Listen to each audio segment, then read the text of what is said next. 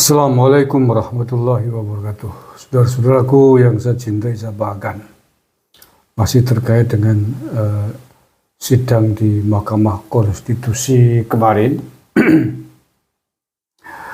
Dalam sidang tersebut, kuasa hukum Timnas Amin, Bambang Wijayanto, diantaranya menuduh 8 menteri setidaknya yang oleh Bambang Wijayanto terang-terangan disebut ikut terlibat memenangkan Capres-Cawapres 02 Prabowo Gibran. Ini tidak sederhana ini. Dan ini bisa berdampak hukum, bisa baluk cara Jawane ya, bisa menjadi bumerang.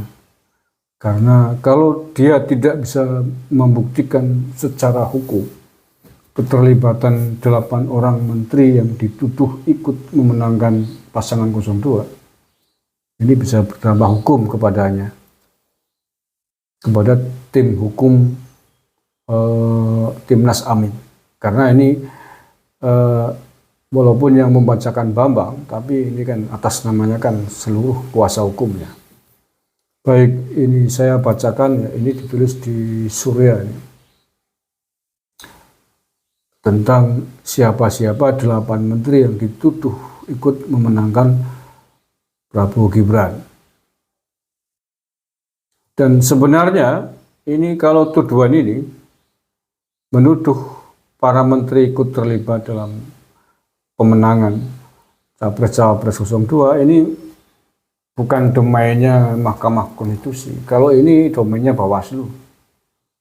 Ini domainnya Bawaslu.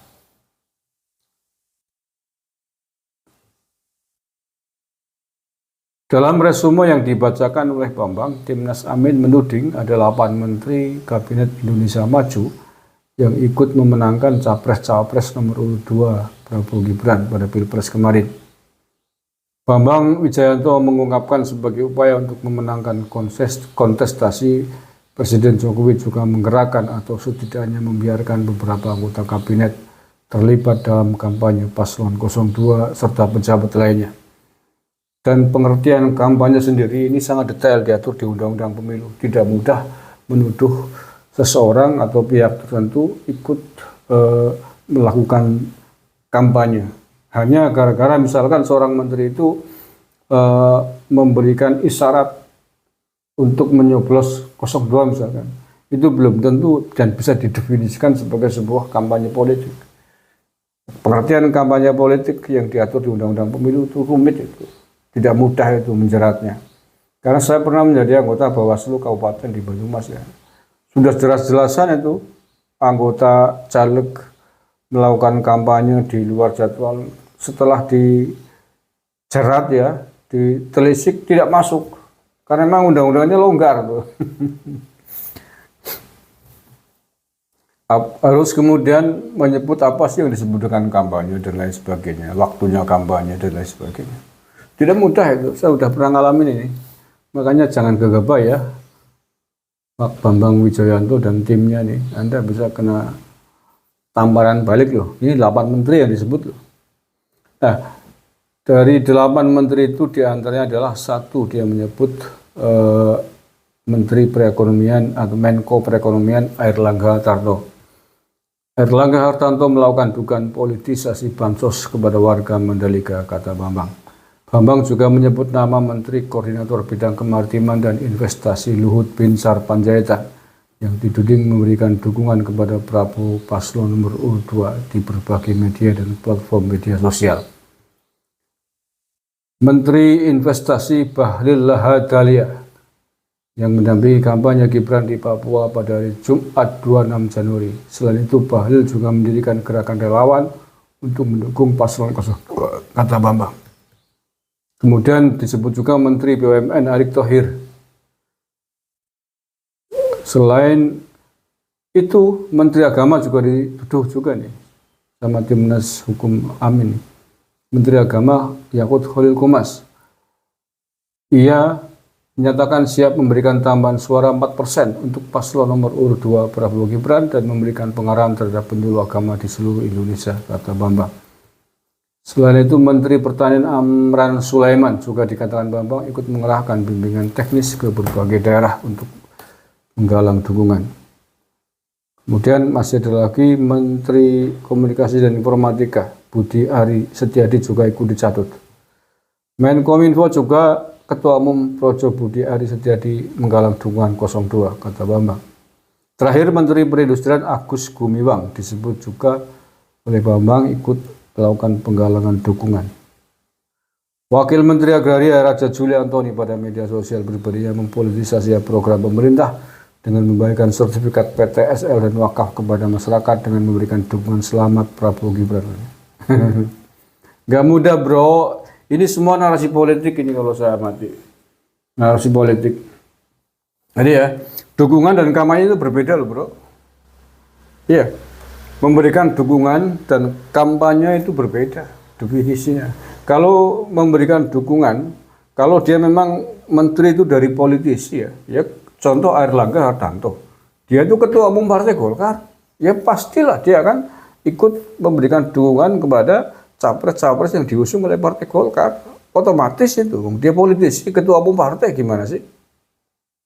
Lain halnya kalau kampanye misalkan pada jadwal kampanye yang telah diatur oleh Undang-Undang Pemilu, yang telah diatur oleh KPU dan Bawaslu. Lah itu ada perincian detailnya mana disebut kampanye dan mana yang bukan.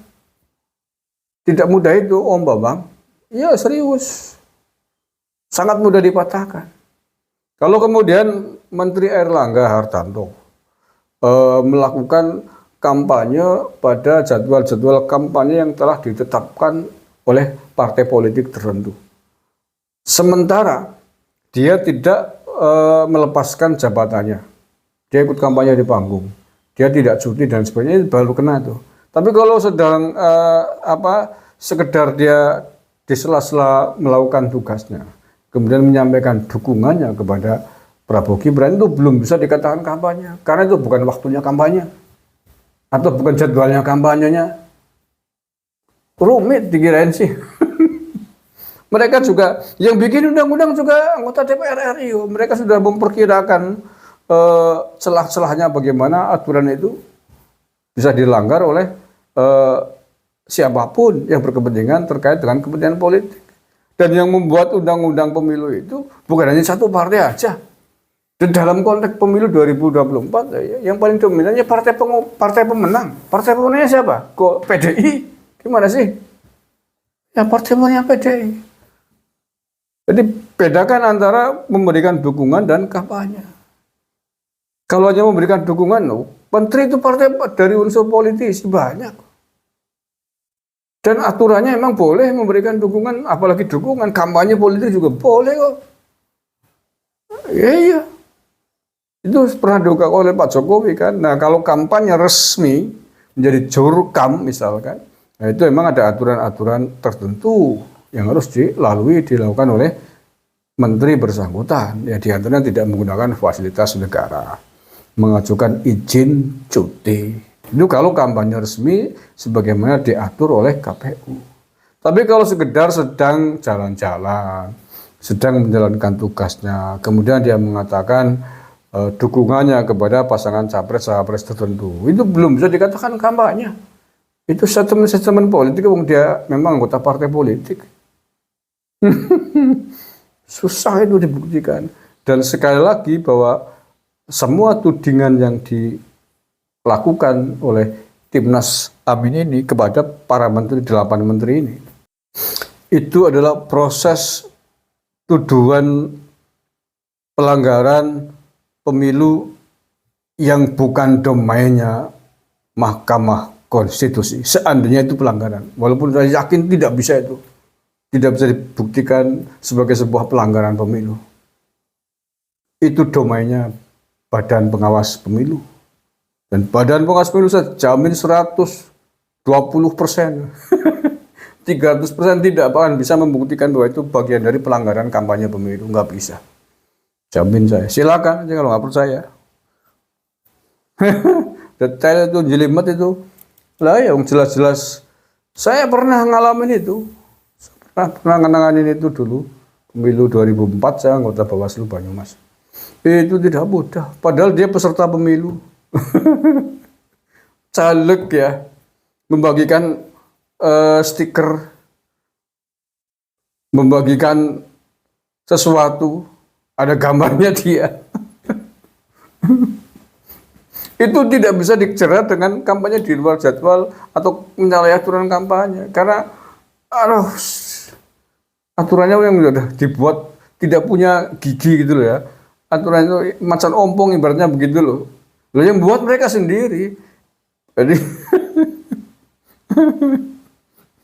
mereka yang membuat aturan para pemain yang membuat aturan untuk diterapkan kepada mereka sendiri gitu loh. Ya sudah diompongin giginya ibarat macan tuh susah untuk digunakan untuk menggigit mereka sendiri gitu loh. Ya wasit ya pemain kan angel mau urus-urusannya. Ini kenyataan. Makanya kalau itu tadi tudingannya Bambang Wijayanto terhadap 8 menteri itu 100% akan sangat sulit dibuktikan dan dipasalkan sebagai sebuah pelanggaran undang-undang pemilu. Pasal berapa nggak ada itu. Pakai pasal kampanye pelanggaran kampanye nggak bisa itu. Ya situ kalau nggak percaya. Dan itu mestinya dibawanya ke Bawaslu bukan ke Mahkamah Konstitusi. Mahkamah Konstitusi urusannya adalah sengketa pemilu, sengketa hasil pemilu. Misalkan Anies Baswedan mengklaim mendapatkan 100 juta kok ternyata dibunyikan 40 juta oleh KPU, itu urusannya Mahkamah Konstitusi. Oh itu urusan dugaan pelanggaran kampanye pemilu kok maksudnya ke Mahkamah Konstitusi. Salah alamat bro. Dan Anda bisa dituntut balik itu loh. 8 menteri ini bisa nuntut pencemaran nama baik kepada Bambang Wijayanto CS ini. Nyebut terang-terangan nyebut namanya loh. Iya itu. Hati-hati itu. Terima kasih. Assalamualaikum warahmatullahi wabarakatuh.